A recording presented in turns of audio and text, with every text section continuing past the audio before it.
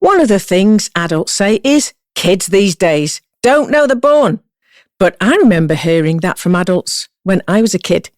Given that modern day human race is about 300,000 years old, is this rhetoric something that's been repeated ever since?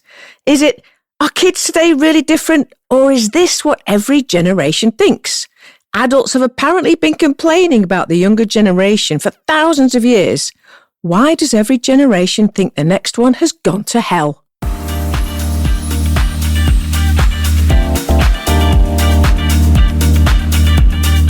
I'm Sharon from Straight Up Talk, and this is Pete Johnson. Hello, Pete Johnson. Hello, Sharon Jones. It was the other day when this topic sparked because you had watched a podcast from a woman in the UK, so do tell.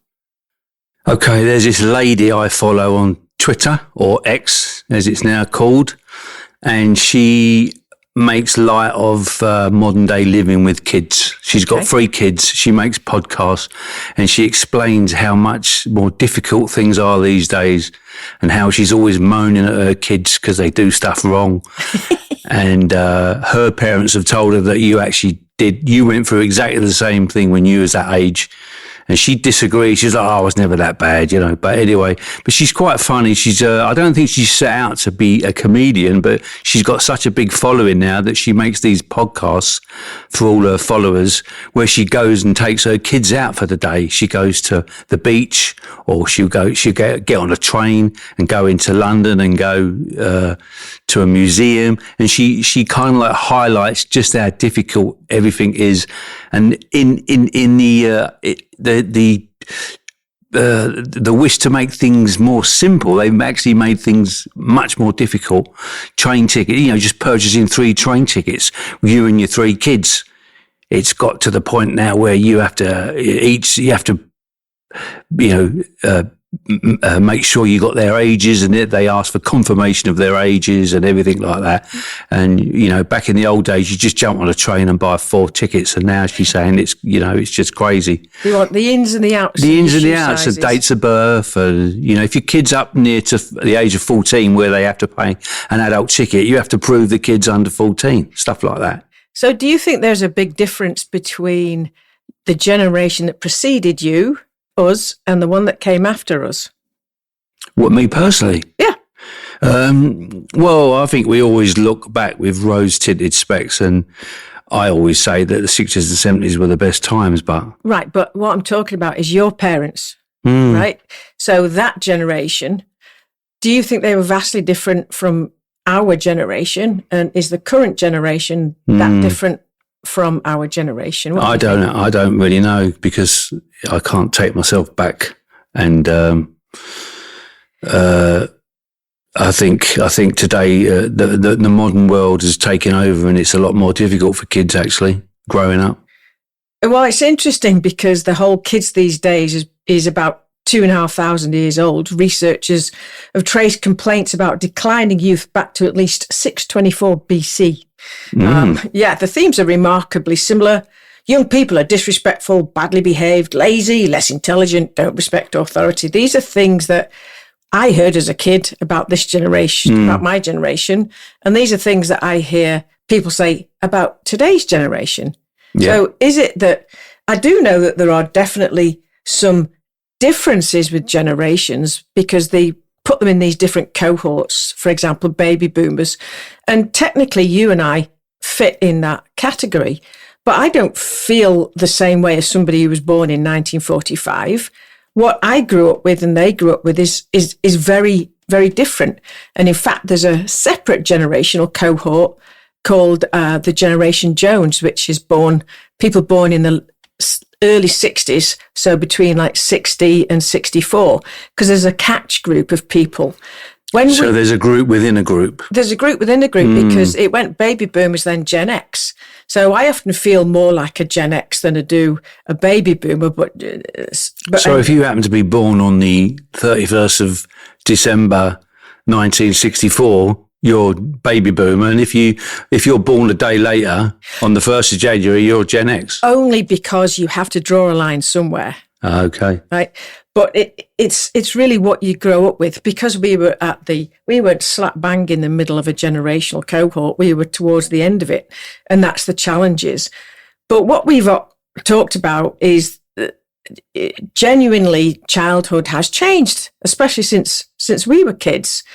We were talking about this the other day, is that we used to go out and play, and there was no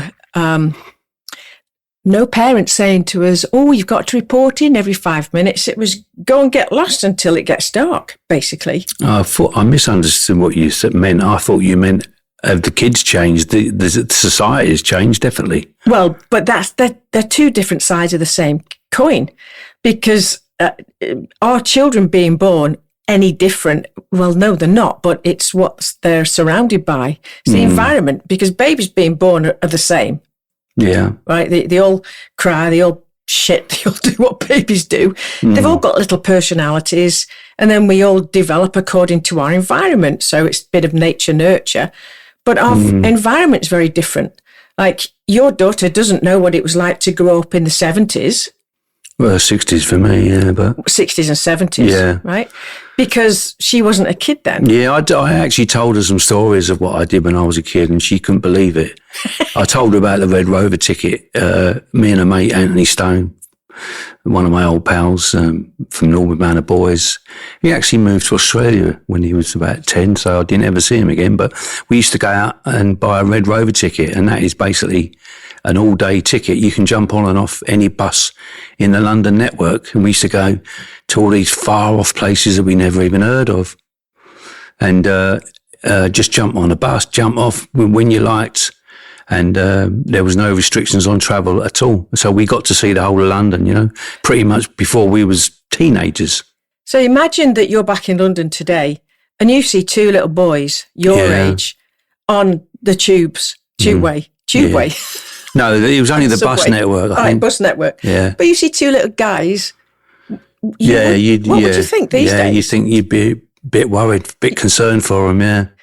Well, and other things that have changed since we were kids, of course, that we used to do, and I don't think that there are proportionately any more deranged people today than there were back when we were kids. It's just that it's highlighted more. Isn't it? Yeah, we are now more aware of them, so we're more aware of the things that go wrong. Because I remember when I was a kid being chased by a guy, but me and my friends, but we didn't really make a big deal of it. Now, I'm not saying that's good or not. I'm just saying that's at the time. It was like if you fell off your bike, don't come running to me if you broke your leg. Yeah. Your parents were more, and stick a plaster on you, a Band-Aid on you, get you to drink some Lucozade. That was their answer to everything if you were sick. Yeah. So, and they'd allow us out all day, like in the long summer holidays. Yeah. We had like 7 weeks off in the summer in London, and basically my mum used to say, go down the park. We haven't got any, there's no money. There was never any money to do anything. So you had to go and find someone who had a football, go down the park and kick a ball around all day.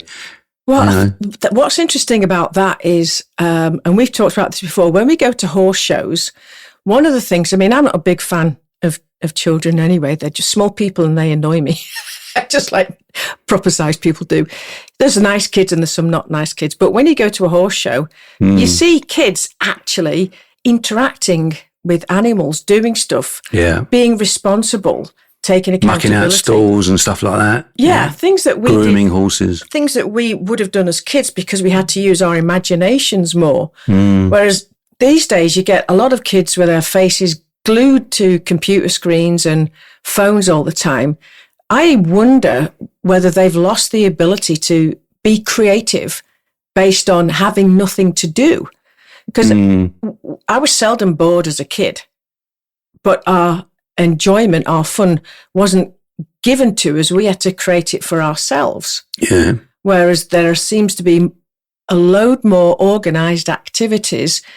Children's time is scheduled and managed. Yeah. From you're going to do this between this time, and this day it's hockey, this day it's soccer. It's all organised now, isn't it? It seems to be more organised, and I'm not close enough to any children for good reason. I scare them. No, I don't. They scare me. I wouldn't actually know. I don't know how to communicate with kids. I was once talking to a 5-year-old and I said, have you ever had a migraine? Kid looks at me like, what? I said, okay. Have you ever had a headache? And I couldn't communicate with this kid at all. So it's best that I'm not left alone with children. I think to show you where we're at the moment is to recognise that the punishment for kids these days is they take their phone away. They say to the kid, if you don't behave, I'm going to take your phone away. Whereas when we was kids, it was, well, you're not going to go out and play. You're not going to be allowed out this weekend. Right. So, that's where we're at. The kids are on their phones all the time.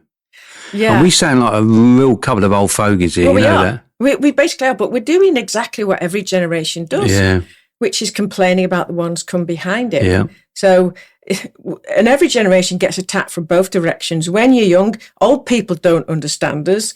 And then we get to young people don't understand how the world works. So you go through this transition. Meanwhile, the generation above us thinks that we ruined everything. So you see a lot of posts these days talking about how the boomers have ruined everything.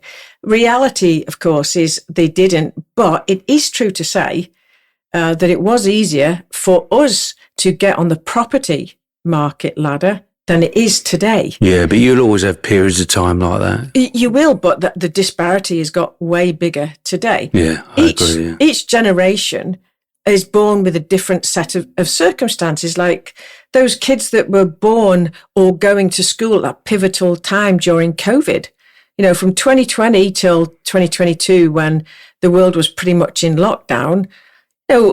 Kids who are at that developmental age, what are they going to be like when they are adults and running businesses? Yeah. And I'm not expecting you to have the particular answer. Difficult time for everybody, though, really, because even the parents suffered. Because what do you do? Sure. If you got two or three kids and you live in an apartment block, what are you going to do? You weren't allowed out. Well, that would have been awful. And that's one of the things we talk about as well. As we've got older, our desire to live surrounded by lots of people in built-up housing has diminished.